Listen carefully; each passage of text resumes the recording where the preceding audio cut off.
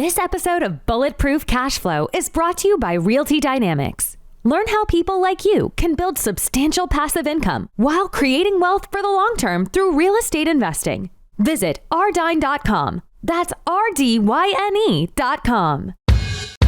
So you might run out there with all this competition. You might grab that fox, have a contract, and I've seen this happen to investors so many times.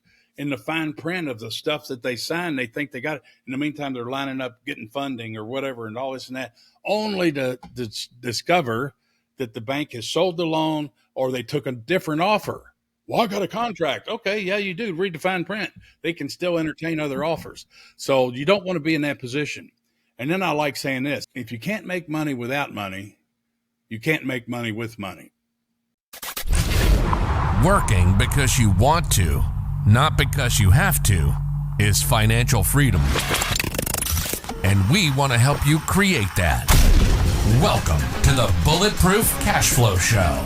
We're going to teach you how to achieve lifetime financial freedom through real estate investment. Your host is a multifamily syndicator and property developer. He's done deals reaching into the hundreds of millions of dollars. You'll hear from experts in all aspects of real estate investment, finance, development, and management.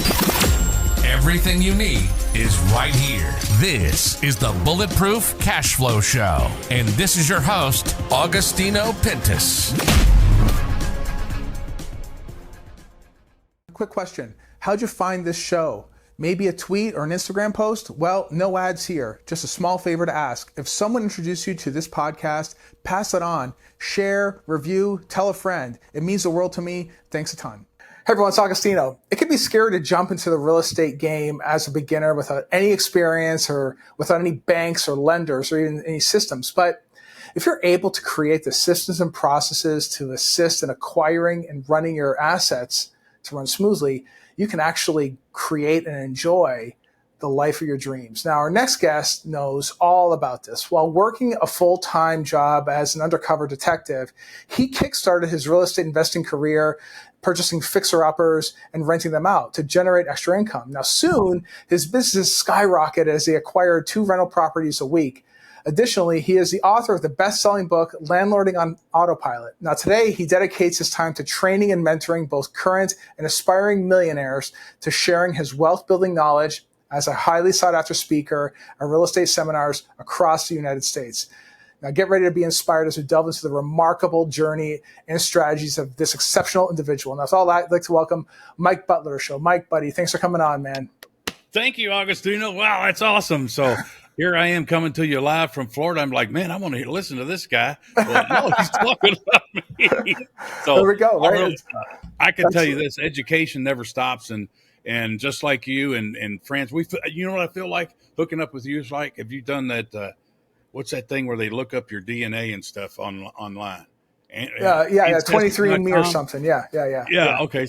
So I feel like we had a short talk right before coming on board here, and I feel like, wow, here's my brother from another mother that I never knew existed, because we got all the same people in our web, and if you're in that web, you're in good hands. So that's cool. Love it. Well, before we go on though, Mike, I want to tell the audience something here. If you guys like what Mike has to say, you can reach him via his contact page at mikebutler.com. All right. So Mike, go ahead and tell listeners a little bit about your journey. How'd you get started in all this stuff?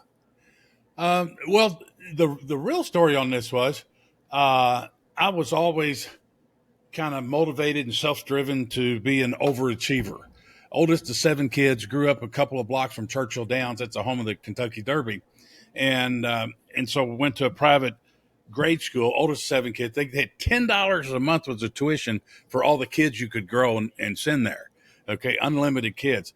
And so in the 7th grade, I got a paper route. And of course I started cutting grass and stuff before that, but in the 7th grade, I got a paper route so I could pay for my PhD, my private high school diploma. And so I went. That's what I used to help with tuition on that. And I worked in the kitchen for student aid or something. And then that paper route got passed down to each of my brothers and sisters so they could pay for their PhD.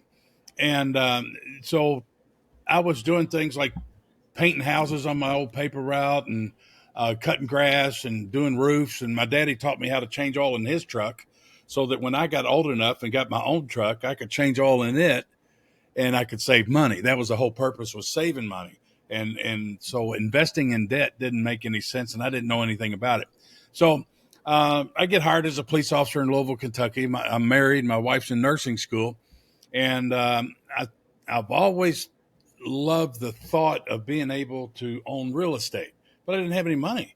And so the first rental property I bought, I had $800 in my police officer's savings account, the credit union. And my wife was in nursing school, like I said. And so I bought this thing, hocked everything that I had, my old 77 Monte Carlo and a Ford Ranger, and got credit cards. And I bought a HUD house for $17,000. And I still own it to this day. Right now it's probably worth 120 to 135,000 or so. And a little 2-bedroom house on my paper route because of the fear factor, being scared. And I fixed that up in 13 days doing this. And I had a huge lesson. I'll jump this in right now because this was a big lesson learned for me.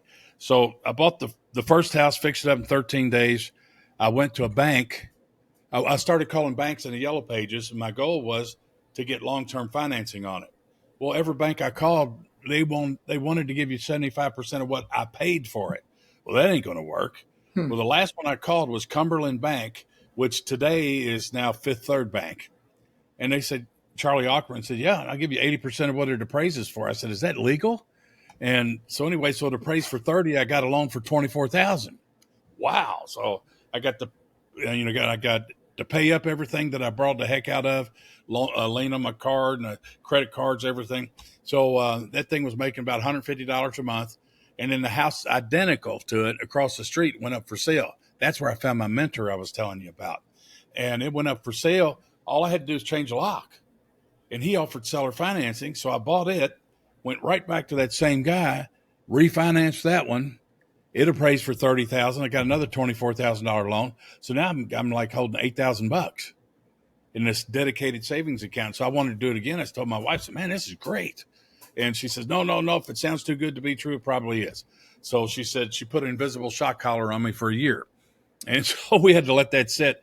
Well, that savings account, it grew into 8,000. That's what it was. I might have had like 6,000, but it was all time it was said and done. After I acquired the second one and refinanced it. So 8,000 in there. And so I bought my third one from the same guy, the mentor. And then I bought a fourth one. And all of these without going to a bank to buy the investment property. Okay. I believe in, well, number one, I didn't have the money, so I couldn't play unless I figured that out.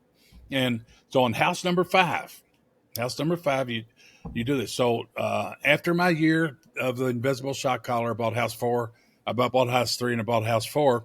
And I went out and bought an old Coca-Cola maintenance truck. You know, the utility beds on it. Yeah. So I'm going to be the best little hands fixer-upper guy. And on my off days, I'd patrol my rental properties. And I'm a landlord. Oh, God, I just love that word.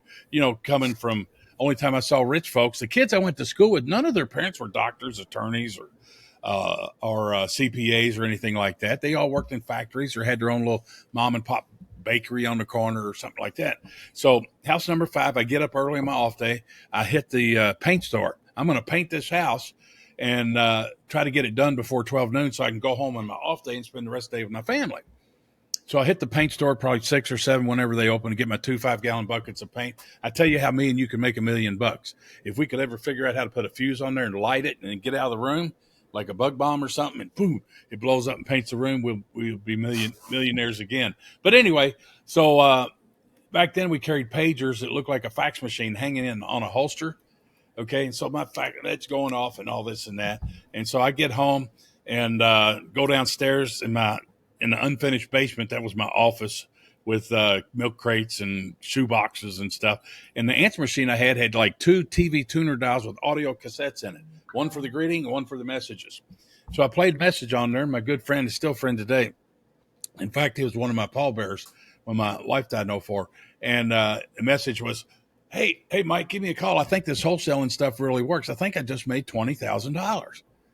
So I called him up and he told me about this lady that called him and she wanted to sell her house as is because her daughter had her a brand new patio home, completely furnished. All she needed to do is get her financial papers together, her medications, and her cat, and just drive down there and leave everything back home.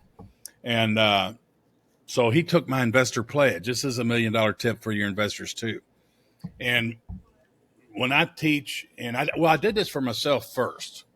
And then when I started teaching, I made everybody do this, and it works.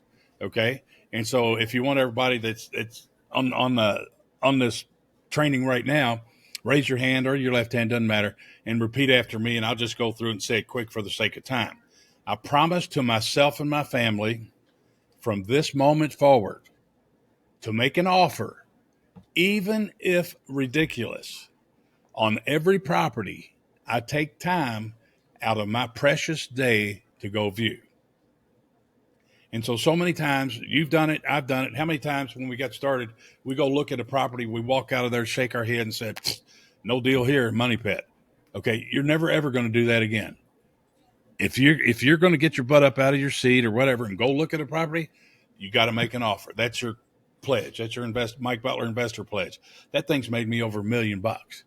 Okay. So Jay implemented that with this little old lady. He didn't want it. That would have been one prior to that he would have walked away from. And so I said, damn, but I was happy that, he said, and he made a ridiculous offer to this lady. She said, yes, he didn't want it. So he calls a local, a successful landlord that would like that. And he says, hey, I want you to pretend like you're a contractor and I'm going to walk you through this lady's house, but I want to sell it to you. So he walks through there and he makes him a cash offer, doesn't ask Jay what he wants for it, makes him a cash offer, $20,000 more than what he's buying it from this lady. So they're going to close on Tuesday. Well, now Jay's a full-time investor. He's 20 years old. He can't buy beer. Mom does his laundry. Dad pays for his insurance and his truck and his gas. Full-time investor. Here I am, full-time job, married, 2 kids. So you understand. And so I'm like, damn, I wish I could have got that, but I'd rather my friend get it than somebody I don't know. So I listened to my other messages. I was on the bomb squad, so I might have had a message or two about that. My dad was probably on there. Guess who called me, Augustino? Guess who called me at 8:30 that morning? The same guy. That same lady. She called me at 8:30. My pager goes off. She left a message and says, hey, Mike, I know you buy houses. I want you to buy my house before 12 or I'm going to start calling these other people in the newspaper. Back in classified ads were all the rage. And I didn't respond, so she called and got Jay, and he went out there and did that and got the deal. Oh, man, I was madder than a mashed up. So what was I doing? I was painting the house on the inside. For what reason? To save money. I could have hired a couple of locals to paint it for $190. Yep. That paint job cost me $19,000 and some change. Ooh, most expensive paint job I ever did. Yeah, so, and it's probably, no offense, it probably wasn't even that good. Oh, no, it was fast. It was fast, exactly. Yeah, it was fast. Everything's same color. Ceiling, baseboards, you name it, everything's same color. Probably got some on the floor, too. So anyway, remember the Bob Newhart show? Oh, yeah. When that went off the air, remember his maintenance crew, Larry and Daryl and his other brother, Daryl? Yeah. I hired them, okay? And then I sold them with owner financing weekly payments. I sold them that Coca-Cola maintenance truck, and I've never touched a house since. Yeah, so that was a huge lesson learned. Okay, yeah. And I've bought, gosh, I can't tell you how many deals like that. So if you're working with the real estate agent, that investor pledge still applies because I bought a Coldwell Banker sign and an agent had it listed. I look at it, no, I don't want that. I make a ridiculous offer. Guess what? That agent calls me up the next day, cusses me out, said, if I'd have known that, I'd have bought it. Well, you didn't own that. Okay. I was the one that had to figure that out. And what's really cool, I had one deal where they called me up like 6 weeks later. They got a check from the insurance company made payable to them for hail damage back in the spring, $8,000 some odd dollars. And they sent it to me. I'm like, and it would never happen if I didn't make that ridiculous offer. Yeah. Okay. So anyway, so that's part of what I got started with, I guess. So I was Burr before Burr was cool. And that's the way I acquired property. So I figured out a way to buy the property, and I always got the deed. None of this kitchen table crap and closings and gray area. And here's a true test of a true deal. And I think you'll bless this too. If you put your mom in the seller's shoes, and your mom was in that predicament, would you bless the deal? Yep. If that was the only way. Now, what's a motivated seller? Well, a motivated seller is a person with the authority to sell a piece of real estate, to sell the real estate, who has a problem. And selling that real estate will solve all or a major part of that problem. That's right. Okay, that's who you need to target. Not somebody that works with them, not a family member, a neighbor, a good Samaritan or something like that. And you'll waste your time. I've wasted my time. You've wasted your time talking to folks like that only to discover, oh, that's not even the person I need to be talking to. Yeah. So that's a little tip there. Well, Mike, I have a question for you. So that oath, right, that ridiculous offer oath. So I like the concept. Here's the thing, okay? What if you do walk a property and, man, this thing's a total piece of crap. Like, it needs, like, say you go down to the basement and the wall's like leaning in. The basement's coming into the basement. The foundation is the foundation's coming into the basement. It's like, that kind of thing, right? Do you still, like, when do you know enough is enough? Like, maybe someone just doesn't want to deal with it. How do you know? I don't have it with me, but whenever I have a challenge in my real estate business or in life, I got a genie bottle, and I do like a Walt Disney engineer or Imagineer. That's what they call them, Imagineer. Okay, so what would prevent this from ever happening again?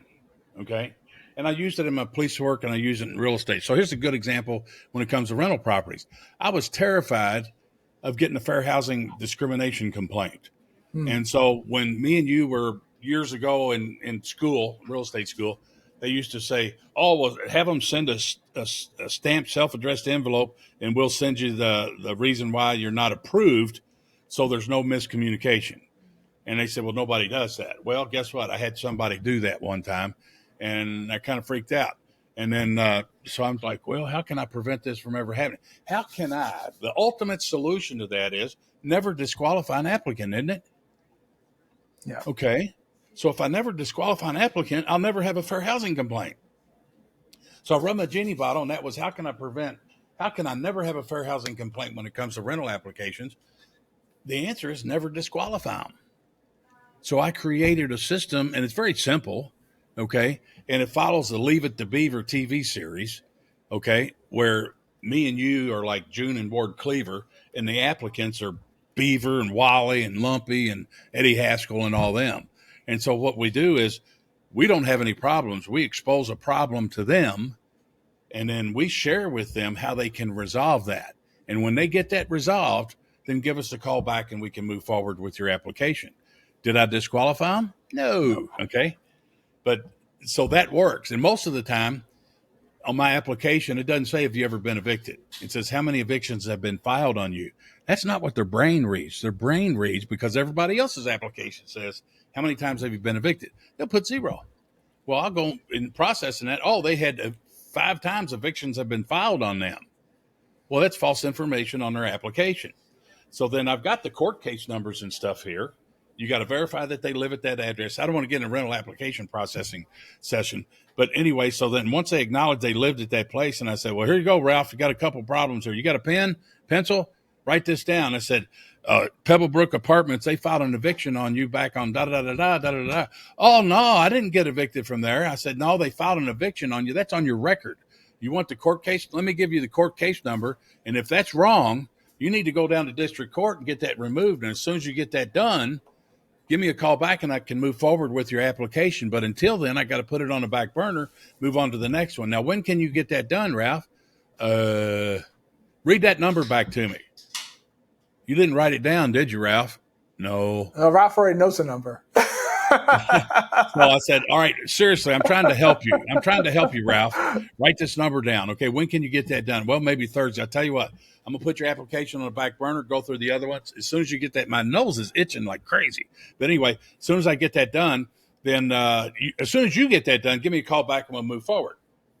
That works like a champ, okay, on somebody that you would normally just reject and keep your fingers crossed and hope they don't file a fair housing complaint. You with me? So that works. You like that? So it's the investor pledge, never disqualify an applicant. Oh, go on with your question. I interrupted you. Yeah, no, it's fine. So how do you know, like, if the property condition is like not really good? Like, how do you know, like, what is the cutoff? think I got an answer for that one? So do you? I'm sure you do. Yeah, I'm sure you've answered that question before. Yeah. There's no limit on your ridiculous offer. Okay? Who says you got to give them money? So I said, if you want me to buy this, you give me $10,000. If they're motivated, has that ever happened? Yeah, several times. Yeah. Several times. And then in the single family arena, I don't know that you can necessarily do this in huge apartment communities, okay? But in a single family thing, you're dealing for the most part with mom and pop investors. Yeah. And I had a fellow, what's a motivated seller? Remember that definition? Well, so many times, and you do live training events, I do live training events, and we'll hear folks say, there's no deals out there, blah, blah, blah, blah, blah, and all that. I'm like, BS. No, there's a deal in every market. Every day. Okay. Markets do people, all right, when the market changes, do people stop dying? Do they stop having babies? Do they stop getting divorced, losing their jobs, have car crashes, become disabled, burn out landlords? It goes on and on and on. Those get added to the inventory every single day. Sure do. Okay. So that's where your motivated sellers are. But anyway, I can find deals on MLS any day of the week. But anyway, so you're saying that kind of a house. Well, so I said, there's no limit to it. So mom and pop investors, I had one real estate agent stand up at a monthly meeting, and he says, I got this eye doctor who died, and he willed 14 rental properties to his son, who's an eye doctor, and the son didn't want to have anything to do with them, so he let his wife have them for fun money. And she didn't know what she was doing, and they just took her on a wild train wreck ride. And so I went over and just curbed them. I didn't even go in them. So there's 14 houses. I went around and looked at them, and they wanted to sell them all at the same time. So I made an offer on 12, okay, with seller financing. And they said, no, we don't want to sell 12. We want to sell all 14. Well, the two worstest ones I didn't want, so I didn't include them in my offer. I said, okay, keep everything the same. Just put those two in there for free. And they did. Okay. Wow. So that's one way. If you're going to buy in bulk, it's always cheaper. And if you're going to use seller financing, structure the seller financing. If they insist on having a mortgage on it, if they're going to seller finance you and you're buying more than one property, try to get that over on the ones you're going to keep long term, so that the ones that you don't like and might get rid of, you got those free and clear. Okay. So back to the crazy foundation. Oh, so 10. They got to pay me to take the property. Now that is definitely a ridiculous offer, but guess what? Every once in a while they say yes. And when they say yes, then I'm scared. What did I miss?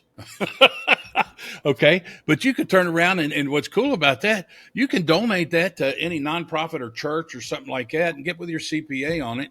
But you could donate that to a nonprofit or a church or something like that, and you get market value as a charitable contribution. Now, I don't know all the details and all that kind of stuff, but isn't it kind of cool? They pay me to take the property, and assuming it's a single family house at like a church, and I had a relationship with the church, they'd take anything. And so I donated to them, okay, and they worked with me on signing the docs or whatever, having the closing. I didn't want to own it. And I would get full market value as far as a donation to reduce my taxable income. So you can do, and you could do that on those ones you walk away from and say, oh, this is a money pit. Oh, and then here's the other thing. I own nothing. You own nothing. I own nothing. I don't own bank accounts. I don't own real estate. I don't own vehicles. Okay. Do you put it all in a trust or something, or what? There's a trust for everything. Okay. Yeah. Each property has its own trust. Okay. And only one asset goes into each trust. And so I don't want to say that again, but I work with folks and help folks, train folks on asset protection, entity structuring, or tax entity structuring, and estate planning.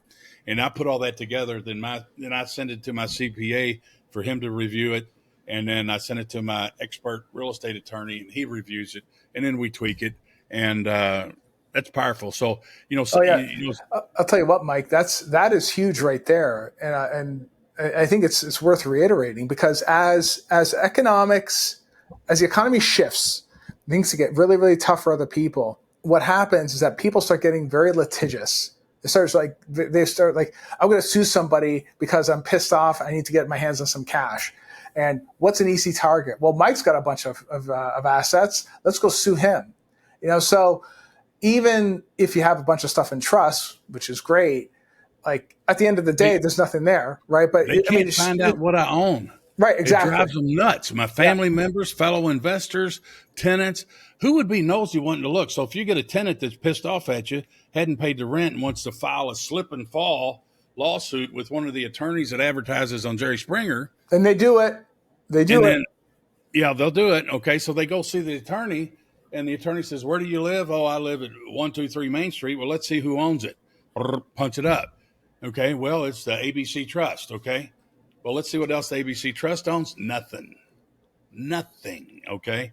Yeah. And so, or would you rather have your tenant goes in and sees that attorney? Where do you live? 123 Main Street. Oh, let's see. The ABC LLC owns it. Well, let's see what else they own. Okay. Sit down. Let me get you a coffee. You want a beer? Yeah. Well, so you got to, it's sort of kind of like, it's easy to acquire some assets, but it's harder to keep them.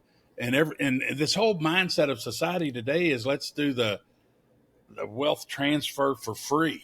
Let's take it from folks that bust their ass and acquired these things so that they can have pursued or live the lifestyle and the financial independence. And I don't want to compete with Donald Trump.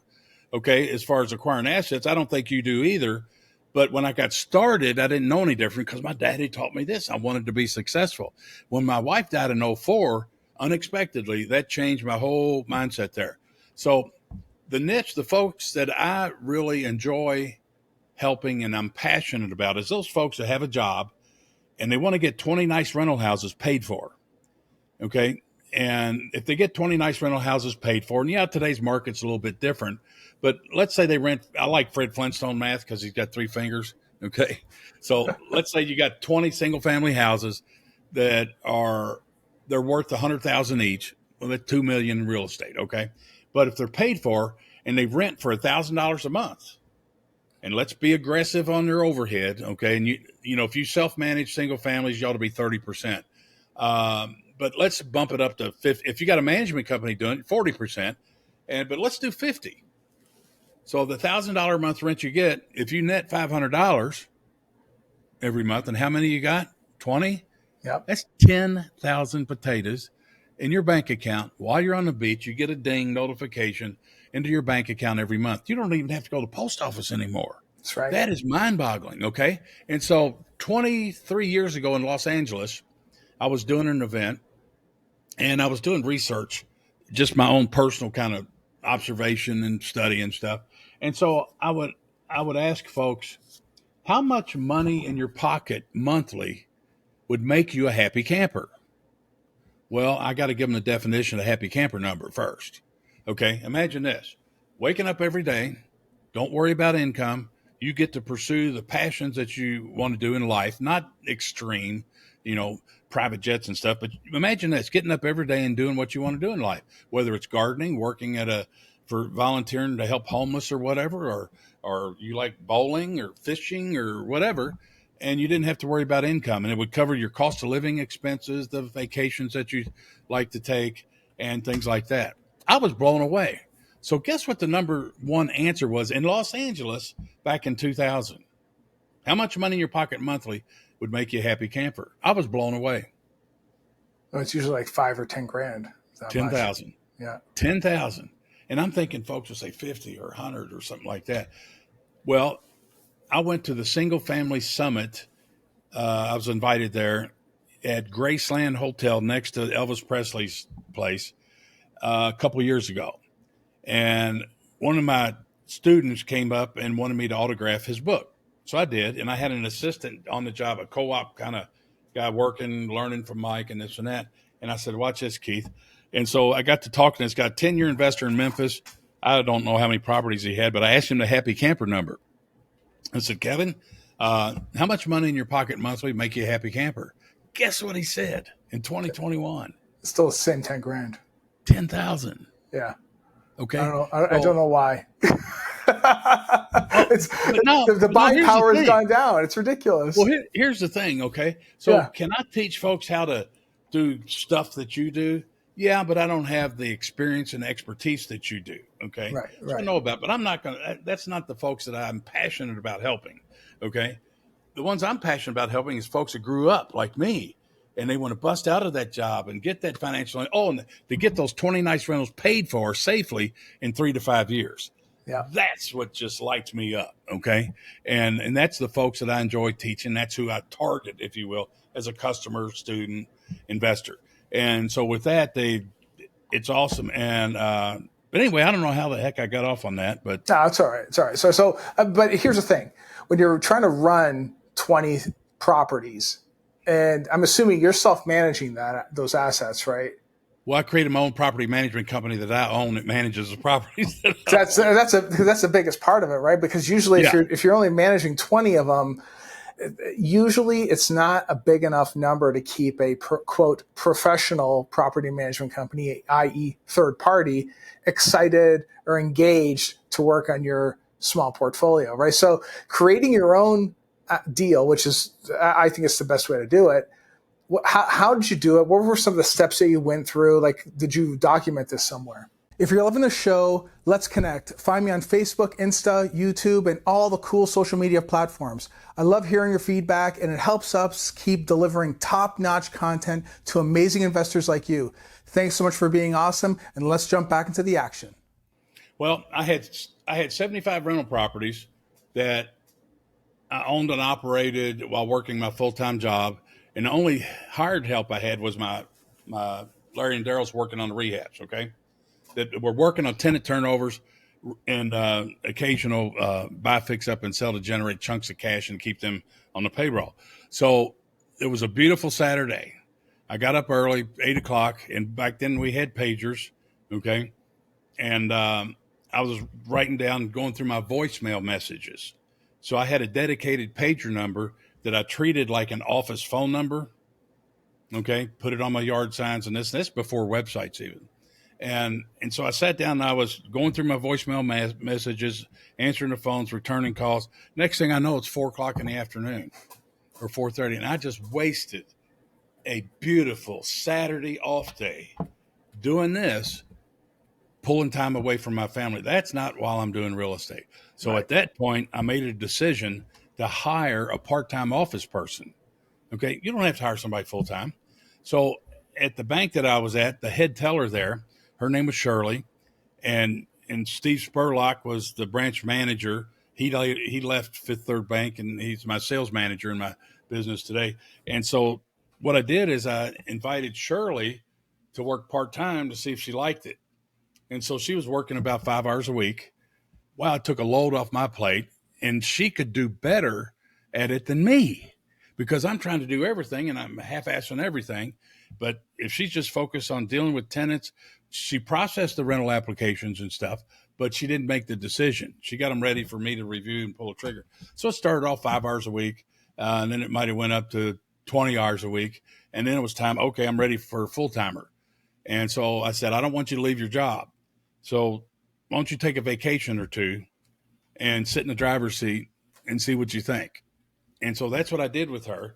And so I'd hate for her to quit her job, come to me and hate it and then leave and be a mess.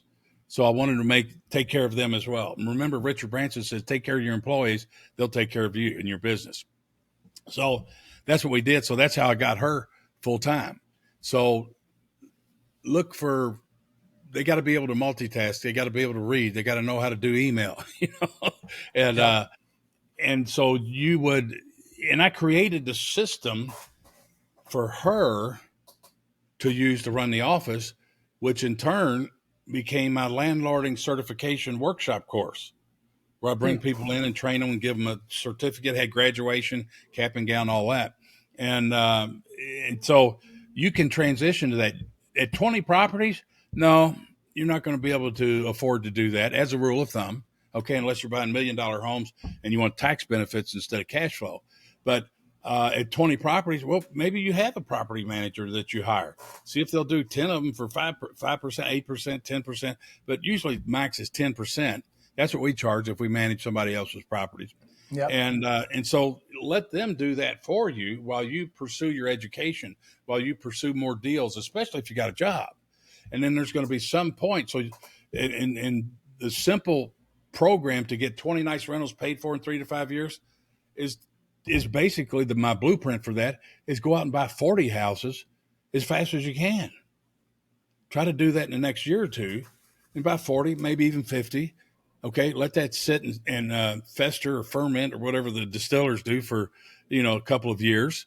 And I don't think we're going to see appreciation in the future like we've had recently, but they're going to go up in value and then sell off, identify which 20 you want to keep, sell off the others, and you'll have those paid for.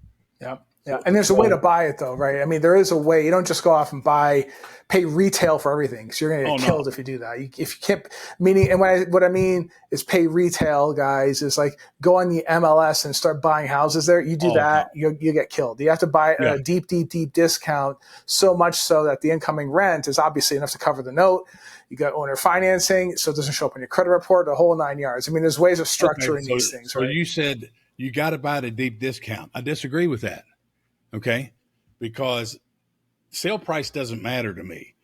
So you've gone through this where we've had folks that have contacted us and say, hey, I hear you buy real estate. Yeah. I want you to come out here and make me an offer. Yeah. Well, no, you're not going to do that anymore. You got to be in the ballpark reasonably close. And I've got the property information sheet that allows me to identify a deal in about 30 seconds, a motivated seller in 90 seconds.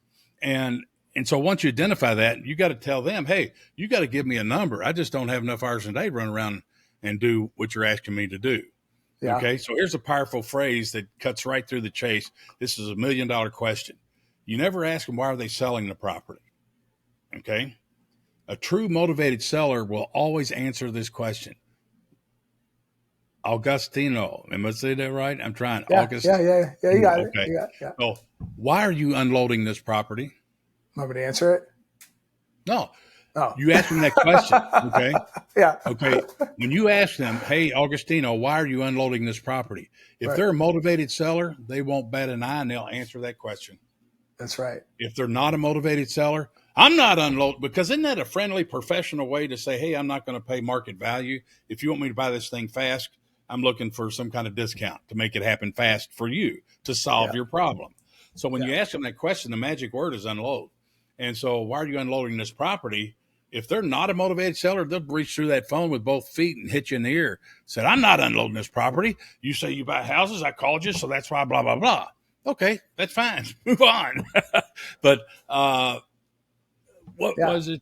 Oh, so no, but yeah, no, I like that. Yeah, but it was the deep discount, because one thing. Okay, let me give it on that. Okay, yeah. I think I got ADDD, but they didn't have that diagnosis when me and you were growing up. So, but anyway, so don't think of deep discount price. So folks will call me up, sellers, or what, they'll contact me, do it on a website, what have you, in today's world, and they'll say, what's your formula for buying houses? Because so many of these investors out here, they've been trained by somebody that bought a duplex, and now they want to show you how to be an investor. Okay. They'll say, well, they'll do something and market value minus repair, 70% minus repairs, 80% minus repairs. That's what I was taught. Okay. But I'm never going to tell a seller that.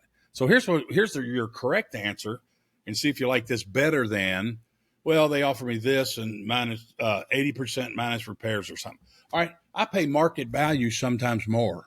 Does that sound better? Yeah. To a motivated seller? Okay. Yeah. Well, yeah, let me talk to this guy. And this guy lets me talk. The other ones don't.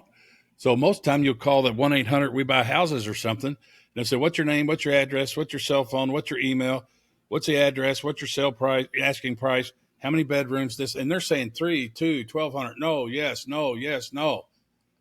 Well, it's just lead gen. Yeah, it's all lead gen. Yeah, that's all it is. Yeah, and so I don't like that. And, if somebody's a motivated seller, they got a problem, okay?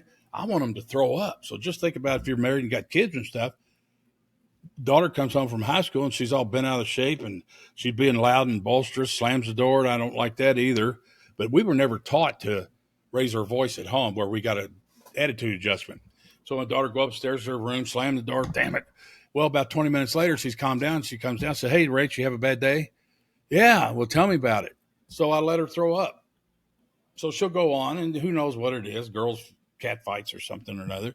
I said, oh, it'll be okay. It'll settle down in a couple of days. But she calms down. Okay. She feels better, right? Yeah. Who gets credit for her feeling better? Well, you do. Yeah. Same way with a motivated seller. Yeah. So if you call them by their name, hey, Ralph, why are you unloading this house? Oh, man, that's a shame. Oh, Ralph. Use their first name a lot. Let them throw up. And if you let them throw up and your competition does not, they're going to fall in love with you, even on that phone call. Yeah. Okay. That's right. So That's price right. doesn't matter to me. Terms do. Yeah. So for example, I went to this one couple's house, nice brick home, great rental property in a neighborhood that I love. Okay. And they were stuck on 120,000 and he wouldn't budge. So I made the 3 offers and probably started around 60. I don't have them memorized, but I didn't offer him 120,000. Okay. And I asked him, I said, Ralph, why are you so stuck on 120,000? He says, I'm glad you asked that, Mike. He says, come here, let me show you. So he walks me to the living room, opens up the front door, and we're looking out the storm door, and he points over to the house across the street that is just like his, but it has a carport. And he says, see that over there? That's Steve's house. Okay. Steve sold his house for $110,000 and they're friends and they're in a bowling league together or whatever. And they got some kind of relationship. And he said, if you could sell your house for 110, I can sell mine for 120 because I got a 2.5 car block garage and a concrete double wide driveway. And so he was stuck on that. And I said, is that why you're stuck on 120,000? Because I was beating my head trying to get him to get the price down. He wouldn't budge. Okay. And so when he told me that, I said, I tell you what here, Ralph, whatever his name was, I said, how would you like for me to give you 135,000 for this house? Can you do that? No, you wouldn't do that. I said, well, if that's what you're looking for with him, I can give you 135,000 for this house and it'll be recorded on the deed to show a sale price of this and that and da, da, da, da. Okay. Now, is that a wise move just based on a cash offer? I would never do that on a cash offer. But if I get to control the terms, and let me just exaggerate this to the nth degree, let me pay you $1 a year until it's paid for. Would you do that deal? Would you do that deal? I mean, I wouldn't do that deal, but yeah. Yeah, you would or would not? No, would not. No. Why? $1 a year for next forever? Yeah, no. Because you want to be able to utilize that money. I've never had somebody say no, but I mean, that's a monster cash cow. That would be a great IRA deal. Okay. And so just make it a rental forever. And boom, Yeah. it's just going to ka-ching. So that's not an opportunity to buy, fix up and sell or even to wholesale. Okay. But if you control the terms, price really doesn't matter. Yes. And so car lots do that. Car salesmen do that. And so that's pretty cool. Yeah. So it doesn't have to focus on price if you get to control the terms. Yeah, because I love that, Mike, because I've done that for owner finance type deals, right? Where that's what I'm talking about. Yeah, and it's exactly it. Because if you're able to take a discount on the interest rate, for instance, take a deep discount on the interest rate, then the numbers pretty much work out to be the same anyway. I like zero. I like zero too. Yeah, I like zero. Okay, yeah, I'll give you 135, but the interest rate 0. Yeah, there's net operates the same thing. Yeah, it's crazy. Yeah. So that part's good. So you had a question about the discount, the foundations. I said terms. One of the number one questions I get asked is, how do you find deals? Yes. How do you find your deals? Isn't that probably your number one question for folks getting started? Well, there's a lot of people that believe, like you said earlier, oh, there's no deals out here. There's no deals out here. There's always a deal in every single market. So how do you find them, Mike? Okay. So what I do when I get asked that question, I turn around and ask them a question. What's a deal? What's your definition of a deal? So if I've got a class of 75 people, I might get 2 or 3 different answers. And then they start saying, well, same as Ralph, same as Stephanie's or something like that. So the definition of a deal is unique to that investor. But here's what I'll say. Let's do an Easter egg hunt. You ever been on one of those? Oh, yeah. Okay, so the eggs are the deals. Usually it's set up in the backyard of a church or park. We did one in a cemetery one time. I didn't understand why, but some kids fell and busted their chops. But anyway, so you got this first row, and let's say they got a starting gun, like they start Boston Marathon. So on the front row, you got all these people who belong to a RIA group, and they got their free monkey glasses on. Okay, and they each have a basket. There's 500 kids lined up in this first row, and all they can see are the blue eggs. So you got 500 investors with their baskets, free monkey glasses. All they can see are blue eggs, and they're all fighting over them. Okay, and they're trying to run around as fast as they can to get more than the others. Well, the next row back, they've got good glasses. So they've invested in some education and training and practice. And so now you look around and there's only 100 people in this row, and they get to see not only all the blue eggs, but the red eggs. They get to see blue and the red eggs, okay? And so then they take off, okay? And then they're scrambling. Then you move back to the next row where the better glasses are, and you look up and down. Wow, there's only 50 people here, and they can see all of the solid colored eggs, okay? Less competition, right? Yep. With education and training, investing in yourself. And then the back row that you're in, okay, you got the X-ray vision glasses like they had back in those National Enquirer papers back in the day. And you look around, it's you and 3 other people. It's me and you and Tom Zeeb and somebody else. And we can see all the eggs, plaid, polka dot, striped, rotten. We don't have to run around anywhere. We take one step and we can see all kinds of deals that these other knuckleheads can't even see. Yep. That's how you find your deals. Okay. Yeah. And that's been the best way for me to describe, because I've gone and looked at properties behind more investors with way more decades of more experience than me, who turned around and walked away and says money pit, but because they didn't invest in training and expand their creativity on how to work investments, okay, they walked away. Man, I bought it with nothing down, seller financing, and just killed it, hit a home run, and they couldn't see that. And It was a fixer-upper. But anyway, so the Easter egg hunt is huge. Then the other thing I see is investors are getting this thing, and they think they got to have money to invest, like chasing foreclosures and stuff back in the day. Well, that's coming back around. It's slowly getting there, but it's coming back. So I think of that as a fox hunt. So if you know what a fox hunt is, how many foxes are there? Well, usually One. in the fox hunt, there's one. Yeah. Yeah, one fox. How many foxhounds? Oh, many. Hundreds. Yeah. Hundreds. Those are the competition. Those are you and the investors. Yeah. And who's the red coat sitting on the horses? That's the bank. Who has the final say so? That's right. The bank. The Okay. bank. Yeah. So there's only one fox. Yeah. So you might run out there with all this competition. You might grab that fox, have a contract, and I've seen this happen to investors so many times. In the fine print of the stuff that they sign, they think they got it. In the meantime, they're lining up, getting funding or whatever, and all this and that, only to discover that the bank has sold the loan or they took a different offer. Well, I got a contract. Okay, yeah, you do. Read the fine print. They can still entertain other offers. So you don't want to be in that position. And then I like saying this: if you can't make money, if you can't make money without money, you can't make money with money. Mm. And so that goes with how I got started. I didn't have cash when I got started. I didn't have 25% down. I had $800. Okay. Yeah. So I'm telling you, you don't need money to get started in this. Now, one of the big challenges for most folks is fear. Okay. So what we're going through right now reminds me of what we went through 2007, 8, 9, 10 with that prior to, and history repeats itself. And so what we have going on right now reminds me of a little book, takes about 10 minutes to read, called Who Moved My Cheese? So prior to them starting to raise the interest rates and all that, everything was great, wonderful, good. Investors jumping on board in real estate, buy, fix, up, and sell was huge. And so what has happened is everybody saw this big pile of cheese. Well, the cheese has been moved. It went way down the hall upstairs and maybe the next building over and all this and that. Well, the sharp investors, like folks listening right now, okay, you don't sit on your duffs and wait for somebody to tell you where it's at. You get off your duff, you go out there and you find out where the cheese is. And when you find it before everybody else, guess what? you can make a killing. So every time the market changes, don't look at it as doom and gloom. Look at it this way.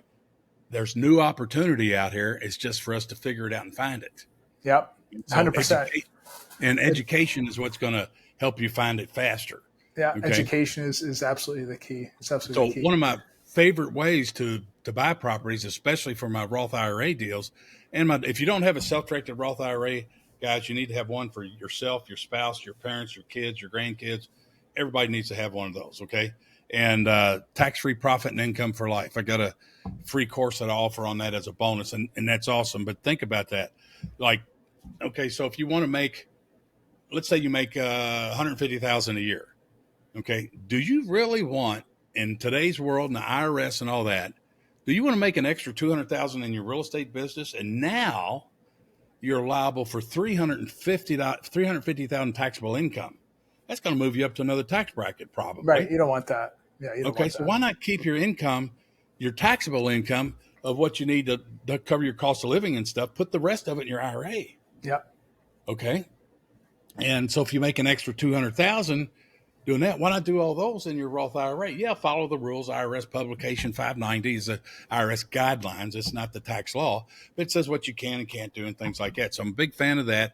I'm a big fan of own nothing but control everything, and then maintain your lifestyle and have systems and education. The 3 fatal mistakes of investors that I've seen over the years. Number 1 is cash flow. They have no way to measure it, keep their finger on the pulse of their business, and that's frightening. Yeah. Okay, because we're not dealing, with a sack of groceries or something here. You're dealing with, and especially the folks that I work with, they're taking money they've saved up in their pensions or 401ks or whatever, or they've saved and they're investing it into real estate.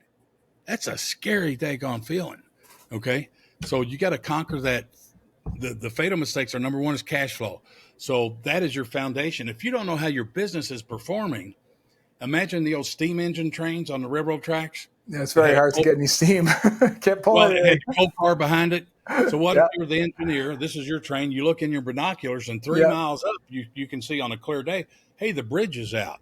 Would you still keep throwing coal into the fire and make that engine charge faster and stronger going towards that so you can just dive in? No. Right. Of course. You're going to make some adjustments now. Yeah, that's right. Every week, every Monday morning, I had a weekly meeting with my staff, even when they were part-timers and I was a full-time job. Every Monday morning, 7:00, they came to my office. We went to my kitchen in the basement, so I wouldn't wake up the rest of the family. We had a meeting. No internet, but they turned in timesheets, receipts. Hey, what happened last week? What's going on this week? And so I had a weekly meeting. You got to do that. Yeah. Okay. Even if it's with yourself. Okay. It's very good to keep track of your goals, and make sure you're on the right path. You have to. Yeah, you have to. And speaking of goals, we got mid-year review right now. We're halfway through. So, and then so fatal mistakes is cash flow.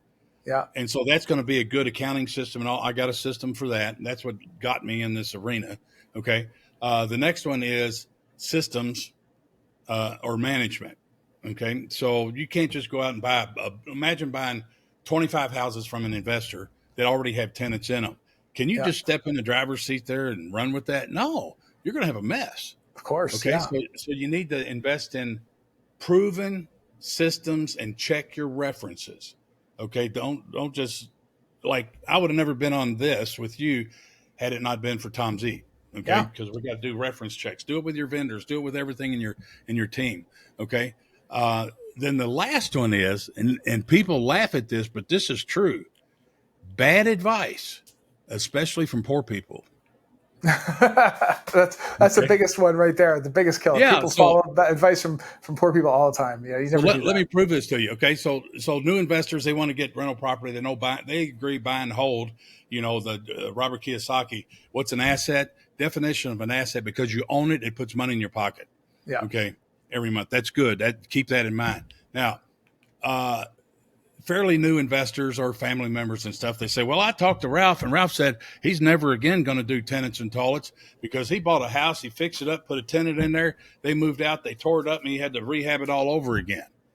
And I said, man, that just makes you want to tuck your tail and leave, doesn't it? And they go, yeah. I said, how would you like to have a response that's a stick him and twist it with a touche? And they said, yeah, I'd like to have that. well, then just quietly say, okay, who gave them the key? Right. You gave the key. That's right. Underwriting. You Underwriting. gave the key to the wrong tenant, Yeah, to the wrong person, the wrong family, household, what have you. That's So right. That's what else right. we got in here, Wild Man? Well, I think that's it, man. I think that's it because we're just out of time right now. But if you had a couple of words of your bulletproof advice that you have to offer somebody that's listening right now, what would you tell them? Having trouble finding deals? The brokers are the key to your next deal. Check out my guide that has helped me meet dozens of them. Go to guidetobrokers.com and download the guide today. Education never stops. Okay. Investing in real estate and being successful, it's not going to fall in your lap. You got to do something. You can buy all the courses, attend all the events you want, but if you don't implement anything and babysit it and put a sincere effort in it, I'm not saying be a workaholic. Okay. But nobody's going to give it to you. There's no free lunch in this. Okay. 100%. So, so invest in yourself. You got to set goals and write them down. Okay. And it's okay to review them. So like right now, mid-year, okay, look at the goals that you originally set up in January and put your milestones on your Google Calendar. Okay. So how do you eat an elephant? One bite at a time. That's right. When I set a goal to buy 100 rental houses a year while working my full-time job, that's overwhelming. Okay. And so then I broke it down by month. I broke it down by week. Well, I had to, at the rate that I was getting deals, I had to, in order to pull that off, I had to do 2.25 deals per week I had to buy. Yep. And so at the level of expertise that I had at that time, I was getting a deal for every 10 offers I made. And these aren't shotgun offers, just, there's a list of houses for sale. Let's see what happens. No, it takes some, you got to review it carefully. So what I did is I went out and I scheduled on my off day 24 properties for sale that kind of fit what I'm looking for, whether the location, the size, the price, the situation. Okay. And I'd go out and look at these 24, kind of like utility companies do, schedule a window of time, not an appointment. And so I'll be there at 8:30 where the bullets fly in a bad neighborhood and then work it around to a nicer neighborhood by noon. So I go through 24 houses before noon. Guess which ones I made offers on? All of them. All of them. Okay. That's right. So then somebody in the class would say, but Mike, what if they said yes to all of them?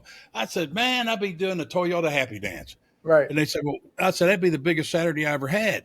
Because they go, why? And I said, well, let's just be minimum. Let's say I average $5,000 per property. Well, that's $100,000 Saturday morning. Yeah. Well, what if you can't sell them? Then they're not deals. That's right. That's right. So it's about making the right decision. It's about making the right decision. You got to have, proven systems that work to fit your thing. There's a fella that did a video where you put big rocks in a jar, then smaller rocks, and then smaller rocks, pebbles, and then sand. Well, if you put the sand, if you do it backwards, put the sand, the pebbles, the rocks, and the bigger rocks and all that, the big rocks won't even fit. Yeah. So make sure that you have life first, family first, what you want to do. Success is the journey. It's not at the end of it. And I screwed that up when I got started, but that's about it, I guess. Love it. Love it. All right, guys, if you want to reach out to Mike, you reach him via his website at mikebutler.com. Got a whole lot of information there. Go check out his website. He's got a lot of free info on there too. So you can go there. He's got a lot of free courses, a lot of free downloads. Definitely check it out. Okay. And connect up with him. He's got a lot of strategies, as you can tell. He's got a lot of stuff that can really help you do some very creative methodologies of getting into deals for those that have never done one before. All right. Thanks for tuning in, guys, and I'll see you next episode.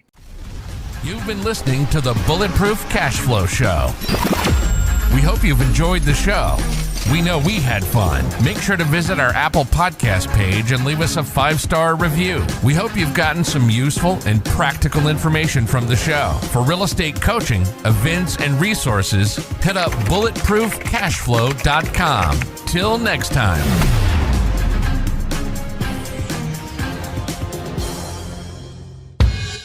No information in this episode should be considered specific, personal, or professional advice. Any investment opportunities mentioned on this show are limited to accredited or sophisticated investors. Any investments will only be made with proper disclosure and subscription documentation and subject to all applicable laws. Please consult an appropriate tax, legal, real estate, financial, or business professional for individualized advice.